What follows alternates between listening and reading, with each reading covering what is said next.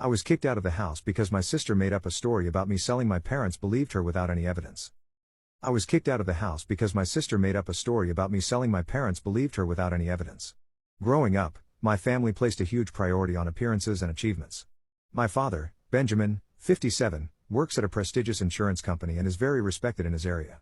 My mother, Olivia, 56, is a biology professor and the ideal caring mother who is always there for us. However, everything in our family came with stipulations. We had to appear and behave flawlessly, and perfect was determined by how well we fulfilled my parents' expectations. My older sister, Isabella, 30, or Bella, as everyone nicknamed her, embodied their dream. She's an engineer, 4 years older than me, and highly successful. She seemed to handle life with ease, constantly gaining praise, honors, and admiration from our parents. On the other hand, I was quieter, more reserved, and a little rebellious. I was intelligent, but I decided to pursue my own way. My hobbies did not always correspond with my parents' expectations of success. I was an English major, which they did not appreciate, but they accepted our disagreements as long as I stayed within their parameters. I attempted to avoid crossing any lines. Regardless of all our differences, I admired Bella.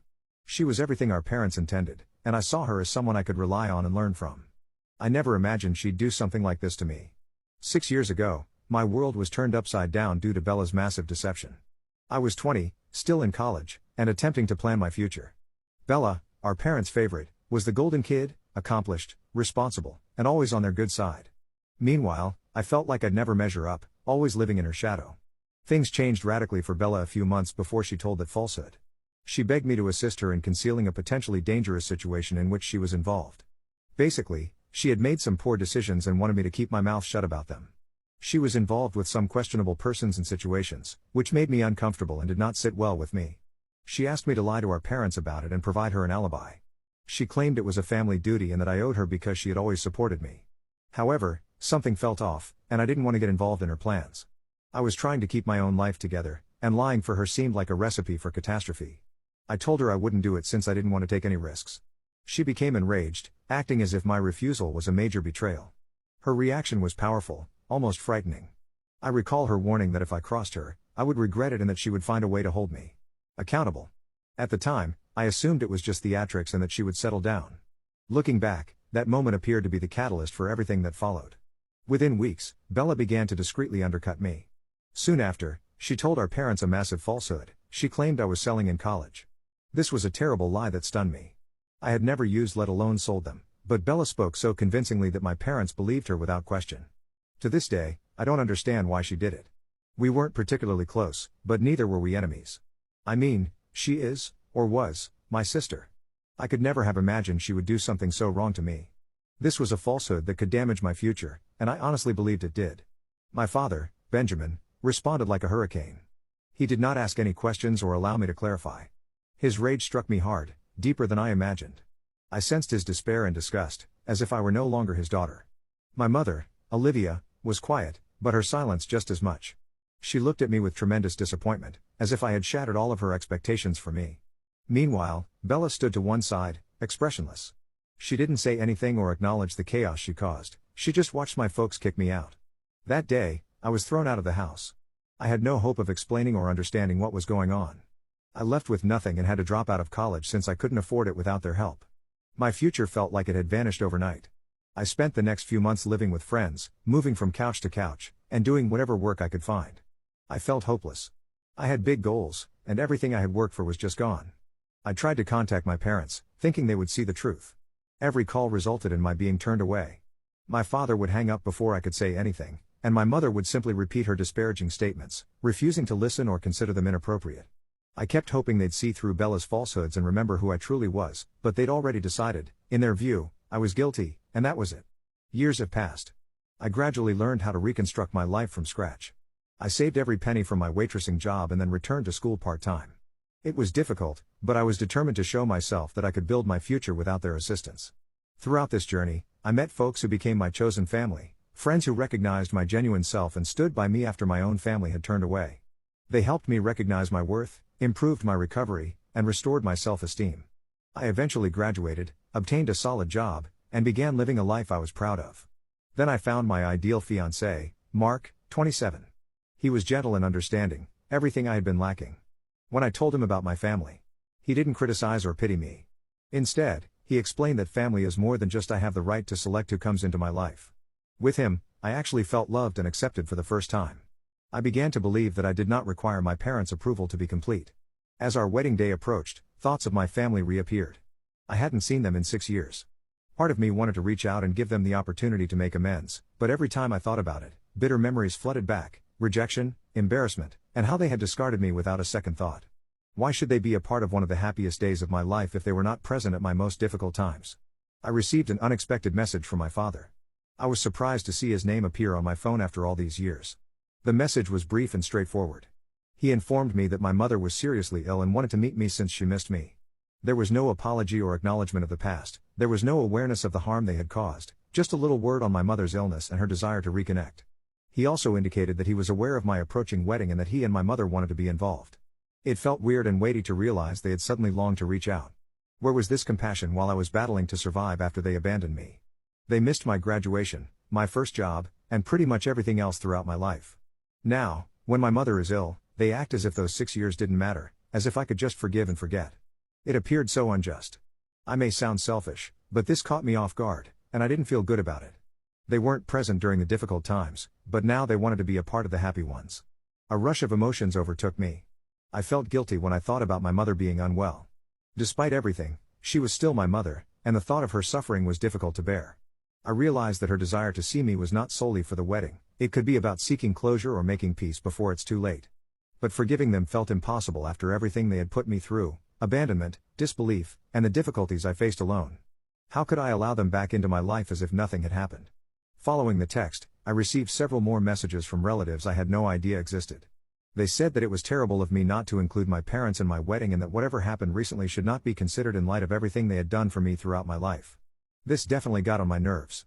It was hilarious how they came up when I didn't ask my parents to my wedding but couldn't help me when I was almost homeless. I told my fiancé about it, and he immediately told me to ignore my relatives' texts because they were irrelevant. It should be about us being happy and enjoying ourselves rather than something from the past that hurts and the unresolved feelings that come with it. He advised me to examine what would make me happy in the long run, not just right now. I keep wondering if pushing them away now will merely cause me more anguish, or will allowing them to return make everything worse for me? I'm feeling conflicted. I've worked hard to forge my own path and construct a life without them. Part of me wants to defend it, and I'm afraid that letting them back in will damage everything I've made. But part of me feels bad, especially when my mother's health is a concern. I can't deny that she's attempting to reach out now, even if it feels like it's too late. I keep believing that involving them in the wedding will allow me to finally move on and leave the past behind. But then I remember that they abandoned me based solely on Bella's words, no proof or anything. I'm not sure whether I can just forget about the previous 6 years. My wedding is in a few months, and I am really confused. Should I leave things as they are or let them back in? To be really honest, I'm not sure if I want them back in my life, therefore I need some advice. Ida for not allowing my parents back into my life after they believed my sister's lies and abandoned me. Update 1, it's been a few weeks since I posted. I read a few comments, and I'm happy that most people believe I am not being unreasonable here. Anyway, I still feel like I'm trapped in a whirlwind. I was quite nervous after hearing the news from my father regarding my mother's illness and wanting to visit me.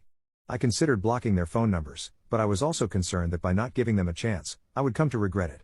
Then, surprisingly, my sister Bella reached out. I received an unexpected SMS from her informing me that she had learned of my impending marriage. She added that she knew Mom was sick and wanted to rectify things before it was too late. It seemed like everything had changed in an instant. Bella, the one who had brought me so much pain, was now discussing family and healing. She expressed her longing for me and highlighted the importance of our family's reunion. She explained that I had always been a part of her life and that she wanted us to be at peace. But all I could think of was her betrayal, which had ruined everything. My father's message had already troubled me, and Bella's text simply added to the perplexity. What did she expect of me? Did she truly believe I could forgive her with a few kind words? She refused to apologize or acknowledge the issues she caused. Instead, she continued emphasizing how family was the most essential thing, especially since Mom's health was diminishing. It all felt false, as if she was only reaching out now to relieve her guilt. I couldn't help but wonder if there was another motive for her message, one that I wasn't perceiving. She had been cold and calculating when she lied about me, and I couldn't shake the impression that it was all about her image. The prospect of seeing Bella after so many years was like revisiting an old sore. Still, the fact that my mother was ill made me feel differently. I felt awful for wanting to keep them out when there was a chance she wanted to make amends. But every time I considered forgiving them, every memory from the past came flooding back even stronger. I wondered if they'd ever acknowledge the troubles they produced for me. The idea of them attending my wedding felt almost ludicrous, as if they could simply show up as proud parents after all this time.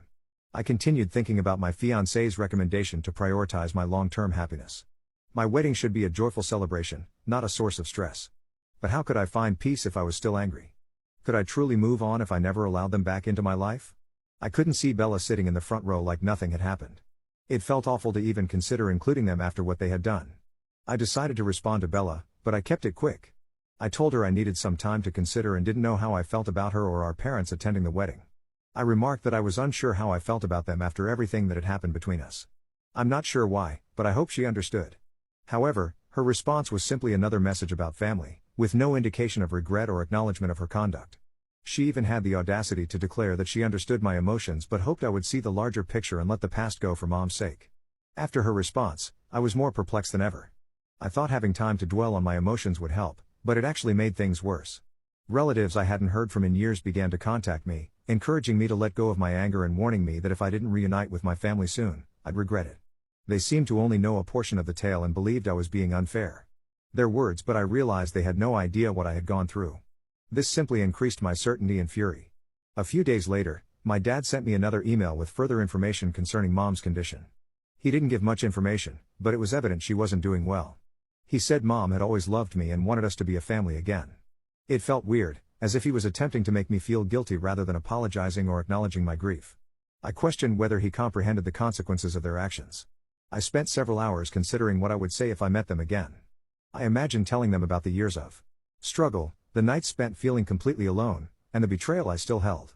But deep inside, I knew it wouldn't change anything.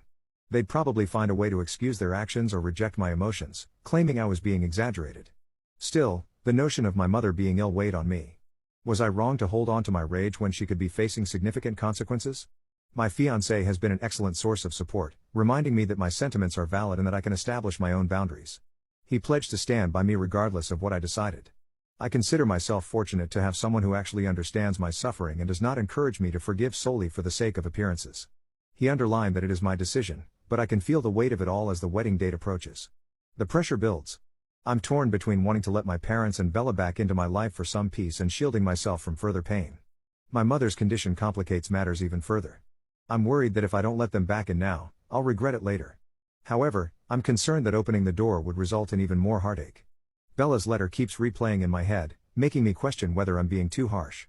But then I realize that she never expressed regret or acknowledged the harm she caused. How can I move forward when the past still feels so fresh? I'm left wondering if forgiving them will actually help me recover or simply reopen old scars. My wedding should be a pleasant moment, but it is currently marred with unresolved feelings. I'm at a stage where I'm not sure if bringing them back in will offer me any closure or simply more pain. So here I am, still hesitant and contemplating, is inviting them back into my life the right decision, or am I setting myself up for disappointment? Update 2. Hey, it has been roughly 3 weeks since my last post. A few days after the previous update, I reached my limit and went to see my family. After weeks of putting it off, I couldn't ignore my mother's critical illness. Part of me wanted to keep my distance, but I felt guilty, and I knew I'd regret not seeing her one more time if she didn't improve.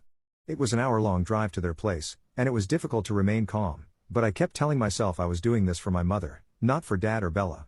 But that didn't make things any simpler. I was frightened to see the house again. I have so many memories there. I had lived in that house for my entire life until 6 years ago. I was forced to go, and now I feel compelled to return. When I got to the house, it felt odd. It had been so long, but everything seemed practically the same. To my astonishment, my mother was the only one present, seated in a chair near the window. I barely recognized her. My father had not arrived yet, which was somewhat of a relief, but I knew the confrontation was still imminent. It pained my heart to see her so weak and fatigued. She appeared so small, and I just wanted to hug her and cry. I could only think about how much time had been lost. We could have spent a lot of time together if Bella hadn't. That stunt. I wouldn't have been as stunned by Mom's situation if I had been by her side all those years. I would have been able to aid her in some manner. My older sister, however, denied me this opportunity. Mom looked both thrilled and sad to see me. For the first time in my life, I didn't perceive my mother as the authoritative figure I strove so hard to impress. She was merely a mother, a human who had made mistakes. She sincerely apologized. She was pretty clear that she regretted not reaching out to me. She explained that she had not contacted me all these years because she was humiliated. She stated that by the time she discovered Bella had lied, it was too late, and she assumed I would never forgive her. She also mentioned that she had considered reaching out to me several times and had penned several letters that she never sent. She apologized multiple times. Hearing her articulate it made me feel both sad and relieved. There was no discussion of family obligations or expectations. There was no compulsion to forgive her or forget what happened. She simply accepted responsibility for her mistakes and apologized. It was too much to take in. A part of me wanted to shout and tell her how difficult it was for me, but I couldn't. I just hugged her and told her it was fine. I truly forgave her. It was as if I never got furious at her. She was simply left with regret, and I didn't want to make matters worse. I only wanted to be by her side. My father walked in, and the atmosphere immediately altered. He entered with confidence, as if he had done nothing wrong. He did not apologize or acknowledge the anguish he had caused me. Instead, he dismissed my feelings as insignificant, advising that I move on for the sake of the family. He appeared to believe he was the victim since I had withdrawn myself for so long. He completely missed my mother's point of view. I tried to remain calm, but rage rose within me when I conveyed how I was by everything that had happened and how I had made ends meet over the last 6 years. He disregarded it with phrases like, "Oh, we thought we were doing what was best for the family." He refused to accept responsibility for his actions and kept shifting the focus, making it appear as if I was to blame for not contacting them throughout the years. My mother looked concerned, but she remained silent. Perhaps she was tired of Dad and our never-ending disputes. My father persisted in his efforts to persuade me that my decision to stay away was wrong. It was frustrating, and I had a familiar sense of impotence from my childhood, as if my voice didn't matter. When I asked about Isabella and where she was, they replied she couldn't make it. It was strange because she had reached out, mentioning family and forgiveness, but when it came time to confront the matter, she was missing. Deep down, I wasn't really surprised. I assumed she would avoid any serious disagreement, even if she was the one who began it. She had caused the commotion and left everyone else to deal with it. After the visit, I was fatigued. Instead of the tranquility I desired, I sat silently as my father lectured me, hoping he could persuade me to forgive them. However, I understood I didn't need his approval and didn't have to fit in with a family that had previously let me down so readily. Before I departed, my mother requested that I return soon. She sounded desperate and appeared sorrowful. I wasn't sure if I'd be back, but I couldn't say goodbye forever. I hugged her and promised to keep in touch, encouraging her to contact me whenever she wanted or needed to. I couldn't think straight on the journey back to my place. I felt conflicted. My mother's apology was genuine and meant more to me than I realized, but my father's attitude and Isabella's absence made me bitter, bringing back the anguish I had tried to ignore. I wanted to forgive them and go on, but I wasn't sure how to do so without losing my mind. I forgive Mom, I don't have anything against her anymore. But what about Dad and Bella? I'm not quite sure about them. My wedding is in a month, and I'm not sure whether I'll invite them or keep them in my life. I'm confident I'll stay in touch with Mom, I might invite her. However, as I already stated, I am unsure about Dad and Bella. Perhaps it is best to go without them, maintaining a safe distance for my own peace of mind. It is difficult, especially since my mother may not have much time left. I feel a mix of remorse, hatred, and love, and I'm not sure whether I'll ever get the closure I desire. I honestly am not sure what my next step will be. I'll keep you updated if anything happens. Update 3. Hello, everyone. It has been a long time since I provided an update. It has been 6 months, and so much has transpired. I would have provided an update sooner, but I simply wanted to comprehend everything. Mark and I had a small private wedding after everything with my family. We wanted a quiet day focused on us. I decided to invite my mother and father. My mother was quite ill, and I knew I'd be disappointed if she couldn't go. It was easy to invite her because she had made an effort with me, and everything was well. She admitted her mistakes, and I could tell she really wished things had been different. I decided not to invite Bella. It wasn't to her, I just couldn't trust her not to cause additional turmoil. Bella texted me after the ceremony, furious about not being included. I simply informed her I didn't want her there and blocked her number. That seemed like a relief, like I had completed a hard chapter. Unfortunately, approximately 2 months after the wedding, my mother died. She wasn't in pain, she died quietly with me and Dad by her side. I was grateful for the time I spent with her, even though it was brief. In her final days, she appeared softer and more like the mother I knew. We would sometimes sit in silence, which felt comforting. I was able to say farewell, something I will always appreciate. My mom's funeral was one of the most difficult days of my life. It was a casual gathering of relatives and a few close friends. I wanted to recognize and celebrate her life. Bella was also invited, but we assumed she would not go because she had never contacted us following Mom's. But on the day of the funeral, she stormed in, demanding to know why she wasn't at the wedding and making everything about her. It became chaotic, her ranting drowned out the lovely things expressed about my mother. I felt both humiliated and Dad had reached his limit. He was already struggling after losing his mother. My parents were high school sweethearts, they'd been together for nearly 40 years, and this was plainly the worst thing that had ever happened to him. Bella's selfishness sent him over the edge. He rose up and instructed her to go. He stated that she was insulting Mom's memory and that he never wanted to see her again. The room was fraught with anxiety, everyone was stunned into silence. I had conflicting feelings. Part of me was happy that Dad had finally faced her, but I was also concerned about the implications. Bella rushed out, complaining about how unfair it was, but I felt it was necessary to save the day from her antics. It felt like a watershed moment for both my father and me.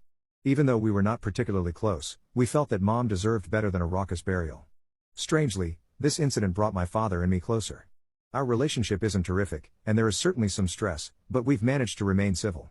He hasn't apologized for his part in everything, but he is now respecting my boundaries and has expressed a desire to have me in his life. We may not be close, but it is tranquil, which is enough for now. Baby steps, I suppose. Being in the position I am in right now feels strange. I used to think I needed a great moment of forgiveness, but now I realize I just needed to let go. Losing my mother was difficult, but it brought me closure. I can keep the pleasant memories of her and leave the rest behind. I do not intend to reconnect with Bella. I've realized that not everyone knows how the difficulties they create can affect others, which is good. I don't need her in my life anymore. Now I'm focusing on my relationship with Mark and creating something positive with him. Finally, I'd like to thank everyone for their support throughout this difficult period. Your warm comments and understanding have meant a lot to me. Sharing my tale has been a relief, and knowing that others care has helped. I appreciate everyone who read my updates and share their feedback. It really helps to know that I am not alone on this journey. Thank you for being there for me.